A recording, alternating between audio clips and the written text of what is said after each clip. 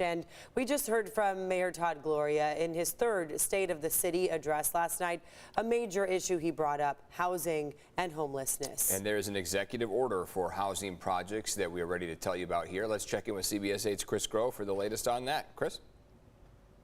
Yeah, good morning, Eric and Netta. And look, if you were to poll San Diegans on the street, couple of the top issues that they would probably bring up would be housing and homelessness, and that's because those two go hand in hand. And when we're talking specifically about homelessness, it's that low income affordable housing that we're talking about, and that's where Mayor Todd Gloria's executive order comes into play. In fact, what it's looking to achieve after he signed it last night before that State of the City address is to cut some of that red tape. In fact, it looks to make that 100% of affordable housing project permits to be approved by the city within 30 days. In fact, in a tweet, Mayor Todd Gloria said that usually takes up to 6 months. So that could be 6 months of work trying to be achieved in 30 days. And while that may mean more work for city staff, he also required in that same mandate that the Development Services Department, quote, expeditiously hire new people to review and issue housing permits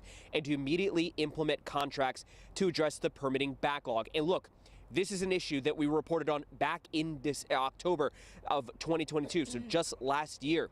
The city actually saw a decrease in the year-to-year issuing of permits for affordable housing in 2021 compared to 2020. According to data from the California Department of Housing, the city issued 451 permits for very low to low-income housing units in 2021, the lowest number since 2018, and just a fraction of the 1,254 very low to low-income housing units that were permitted in 2020. So during last night's State of the City address, Mayor Gloria also had this to say about the housing crisis as well as the homeless crisis. The reality is there are San Diegans who are simply not able to keep up with the rising cost of living. And it is clear that we must focus more attention on the upstream causes of homelessness.